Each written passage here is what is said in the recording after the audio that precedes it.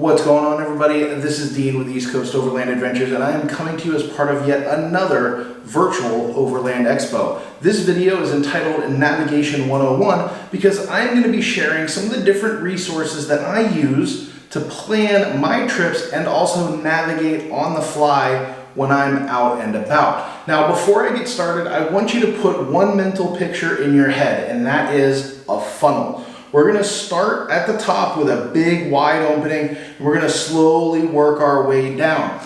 And what I mean by that is we're going to start off with things that have a lot of area, but not a whole lot of detail. These are DOT maps. Now, the best thing about a DOT map is it's free. Tax money paid for these, so you have no excuse to not have some of these on hand. What's great about your DOT maps is they cover a wide range of area. We're talking the top of the funnel up here. Covers the whole state. But the side effect is they don't have a whole lot of detail. They're good at showing you where your major cities are, where your major highways are, where all the different national parks, state forests, national forests, and all those kinds of things are. They'll show you where a lot of the historic sites are, but they kind of lack that rich local detail sometimes that you need. So this is going to be the top of the funnel, worth having, but they lack detail. Now, as far as detail goes, that's where these come into play. These are Gazetteers, also known as atlases. So I have two that I use a lot, Pennsylvania and Virginia, because those are the two states where I spend the most amount of my time. And these things are great because they have the entire state on them, and each page is dedicated to one of these little blocks. That means there is a lot of detail. The problem is, well, if you try to navigate with one of these books, it's like a sadistic choose-your-own-adventure thing. You know, you're like, okay, they're going to start on page 39, and then you get up to the edge, and it's like, turn to page 50, and then you turn to page 50, and you go off another edge, and it's like, turn to page 42, and you just end up flipping through back and forth. So these books are great in terms of detail, and they cover an entire state. So they're a little bit narrower than the DOT maps, you know, but as you're trying to plan a route, they're sometimes not the best thing, but they're useful, they're worth having. Now, the next layer down from those two are going to be things like maps for state forests. So for instance, Pennsylvania, which is where I grew up, has a lot of public land. And I have this little map here, which is a statewide map, which covers the entire state, has all the state forests, all the other public lands. But then they also have these maps, which are for each of the state forests. And on the back, they show you kind of where in the state they go, but it gives you a map of the state forest. And again, this is kind of the next layer down in that funnel. We're starting to get a little bit more detail. So these things are great also because they're free. Your taxpayer money funded these things. They're worth picking up. I get these at the outdoor show. Parallel to those are also national forest maps. So I have a couple national forest maps in my collection that I really like. Here in Virginia, I have the one for Jefferson National Forest. In North Carolina, where I spend some time every now and then, I have Uwharrie and Pisgah National Forest.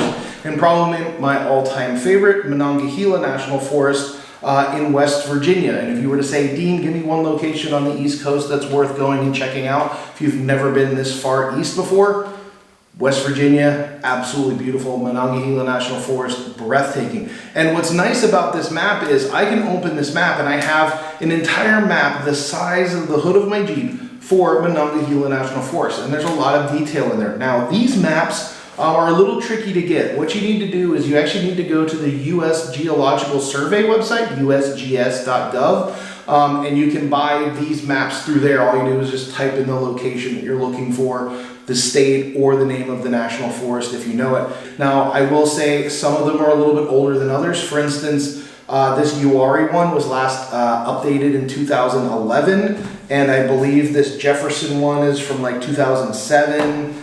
This Monongahela Forest map is from 2007.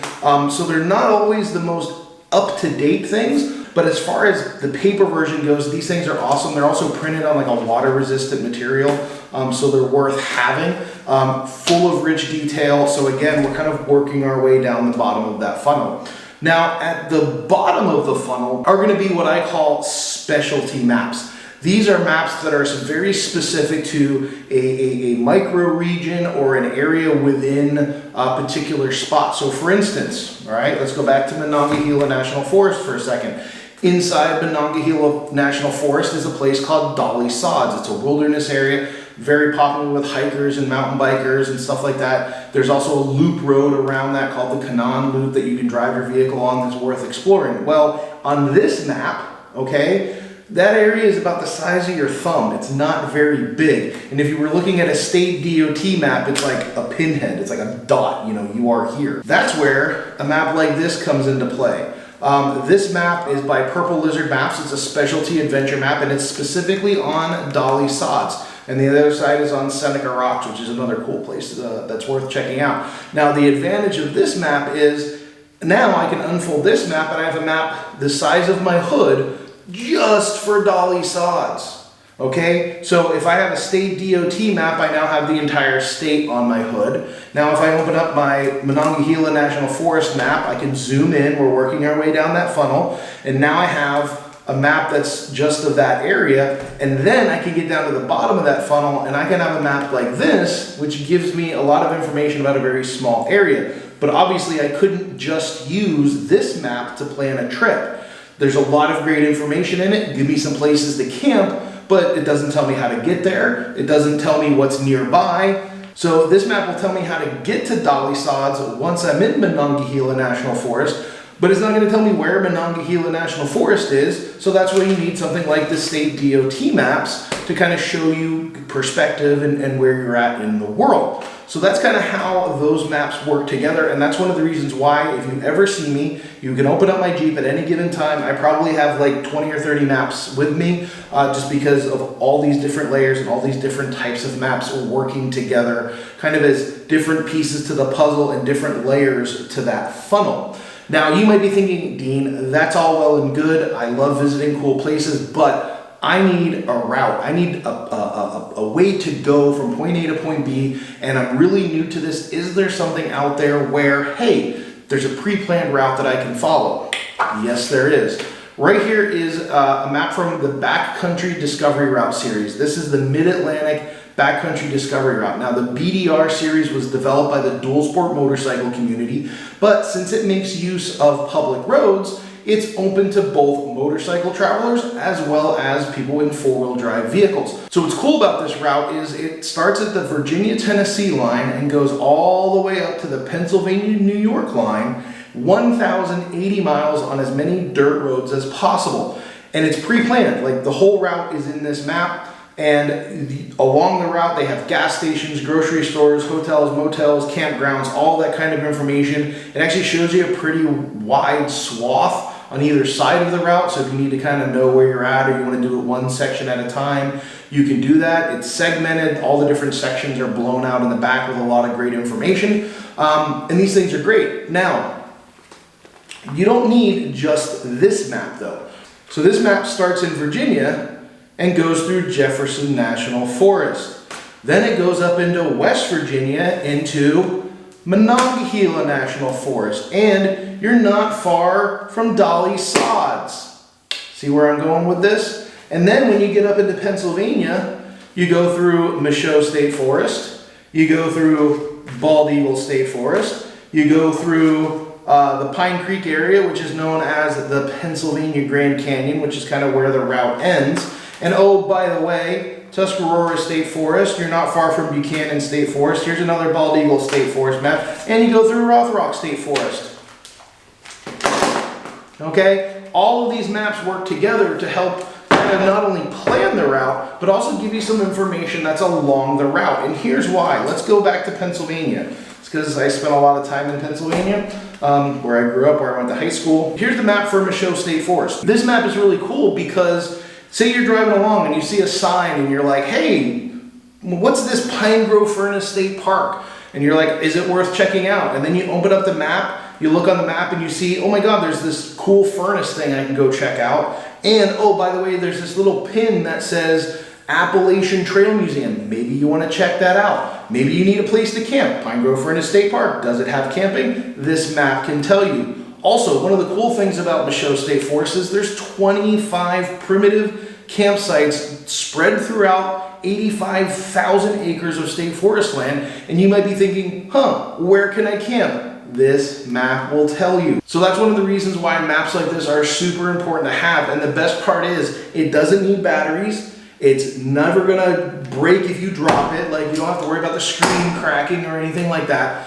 So maps like this are really cool. And then what's nice again too is you can pair them with things like the Gazetteer, and you can look on the back and you can go, okay, well, where's Michaud State Forest in Pennsylvania? And then you can kind of look at what's in the surrounding areas, give you a little bit more topographic information. And like these Gazetteers have and the other atlases like them, you have a lot of information on where you can go hiking, fishing, hunting, boating, museums, you know, historic locations and stuff like that. So paper maps are absolutely indispensable when it comes to a lot of information and planning a trip. A perfect example of this is when I went out west for the first time, I had never been west of the Rocky Mountains in Colorado and Utah.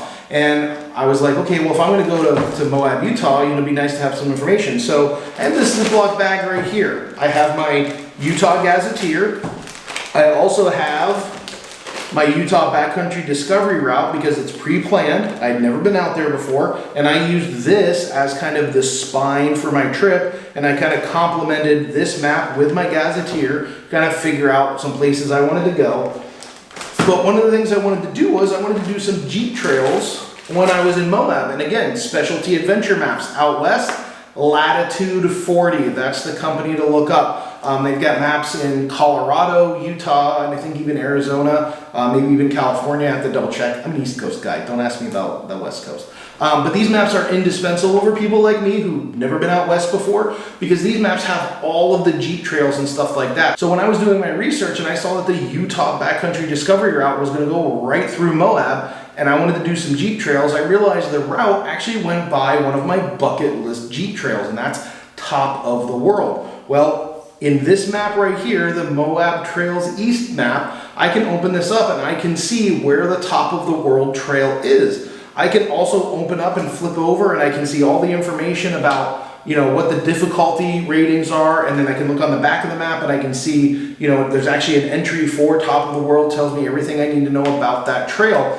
And now I have maps that I can again layer, just like with that funnel. I've got my Utah Gazetteer, I got my backcountry discovery route, I got my latitude 40 maps for Moab. I have a lot of information. Now you might be thinking, okay, Dean, that's great. Paper maps are awesome, but this is the 21st century. It's 2020.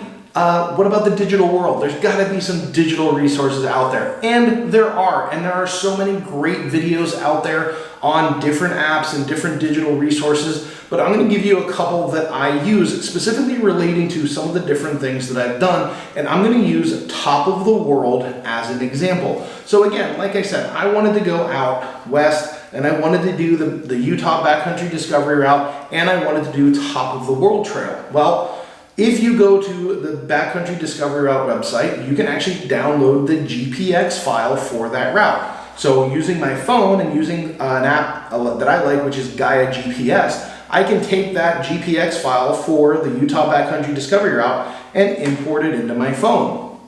Now, Top of the World, it's a Jeep trail. A lot of people run it every year. Well, there's a website that I really like called traildamage.com. It is basically the trail Wikipedia of Colorado and Utah. If it's a trail, somebody from that club has probably run it in Colorado and Utah. Now, I can go into that website, click on Utah, click on Top of the World, and now I can download a GPX file for that trail and put it on my phone. I can also read past trail reports, I can see photos, I may even be able to see dash cam footage of that trail, and I can go, maybe I don't want to do this. Or I can be like, heck yeah, let's put it in 4-low, put the locker on, we're hitting this trail. So that's kind of where some of those digital resources can kind of combine with some of the paper resources, and then you kind of start building this trip, building this idea, putting together this plan. Now, obviously, I can talk at length about all these maps. I can show you all these different details about them, but sadly, we're a little bit limited on time right now, and I want to make sure that some of the other videos that are going on today as part of this Virtual Overland Expo have their time to shine. So I'm going to kind of cut it off here and just let you know that there is a lot of information out there. There's a lot of great resources out there, and of course organizations like Overland Expo are really great to tap into. One of my favorite rooms to go into at Overland Expo when it's a physical event is the map room. I actually taught a class in there the last couple of years, and it's been so much fun because you see all these great maps of Africa and Australia and Asia and North America, South America, and people like me come in and show off their map collections and talk about the trips that they've done. So if you're ever wondering, is Overland Expo worth it? It is. It's worth paying for because you get access to all kinds of rich information when you take classes like that. And you get to meet people like me in person. So I'm going to toot my own horn again. My name is Dean, East Coast Overland Adventures. This has been kind of a Navigation 101 video on trip planning resources. If you've enjoyed it, please give this video a thumbs up. Also, drop some comments if you have questions. I will most likely have been in the live chat over here while this video aired, but I will also make sure to check the comments below. So if you have any questions about maps, resources, digital, physical, imaginary, I'll try and help you out. So thank you for watching this video on Navigation 101, and stay tuned for other great videos as part of this Virtual Overland Expo.